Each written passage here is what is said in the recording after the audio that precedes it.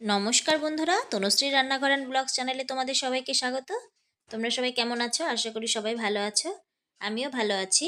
আজকে আমি তোমাদের সাথে চিংড়ি মাছের একটি ঝোলের রেসিপি শেয়ার করছি। তো চিংড়ি মাছ তো অনেকভাবে রান্না করা যায়, তো আমি আজকে অন্যরকমভাবে তোমাদের সাথে শেয়ার করছি। এখানে আমি উপকরণগুলি নিয়ে নিয়েছি। চিংড়ি মাছটাকে ভালো করে কেটে ধুয়ে নুন হলুদ মাখিয়ে নিয়েছি কিছু সবজি, নিয়েছি আলু, বেগুন, নিয়েছি 4টে কাঁচা লঙ্কা, আর নিয়েছি সিম। সমস্ত সবজি আমি লম্বা লম্বা করে কেটে নিয়েছি। এবারে ওভেন জ্বালিয়ে দিয়ে কড়াই বসিয়ে দিয়েছি, দিয়ে দিলাম কড়াইয়ে সাদা তেল, দিয়ে চিংড়ি মাছগুলো ভালো করে ভেজে নেব।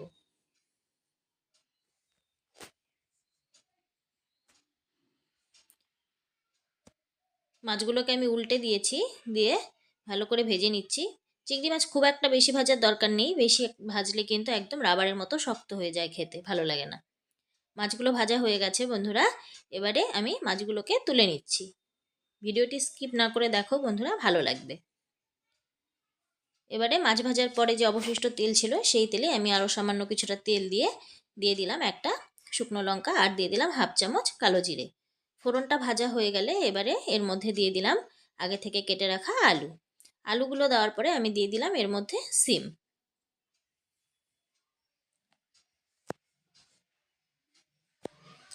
এবারে দিয়ে দিলাম স্বাদ মতো নুন আর স্বাদ মতো হলুদ গুঁড়ো।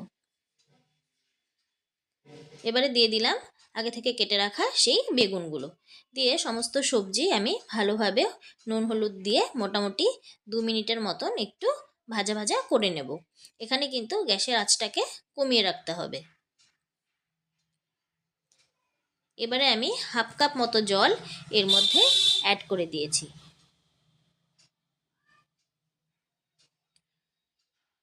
এরপর আমি ঢাকনা দিয়ে ঢেকে দেবো মোটামুটি 5 মিনিটের মতো।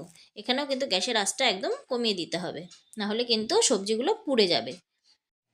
দেখো বন্ধুরা, ঢাকনা তুলে নিয়েছি। সবজিগুলো কিন্তু আমার মোটামুটি 60%-এর মতো কিন্তু সেদ্ধ হয়ে গেছে।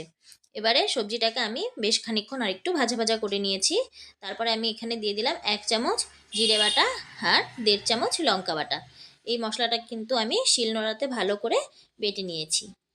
তোমরা যদি বাটা মশলা দিয়ে না করতে চাও, তোমরা গুঁড়ো মশলা দিয়েও করতে পারো, কিন্তু বাটা মশলা রান্নার কিন্তু ঝোলের টেস্টটাই একদম অন্যরকম আসে। মশলাটাকে কিন্তু খুব সুন্দর করে ভেজে নিতে হবে, আর মশলার যদি কাঁচা গন্ধ থাকে তাহলে কিন্তু খেতে ভালো লাগবে না। আরেকটা কথা বলছি বন্ধুরা, চিংড়ি মাছের ঝোলে কিন্তু বেশি একটা জিরা দিলে কিন্তু ভালো লাগবে না খেতে। এরপর আমি দিয়ে দিলাম এখানে হাফ চামচ কাশ্মীরি লাল লঙ্কার গুঁড়ো। তোমরা এটা দিতেও পারো, আবার নাও দিতে পারো। এবারে আমি ঝোলের জন্য জল দিয়ে দিলাম।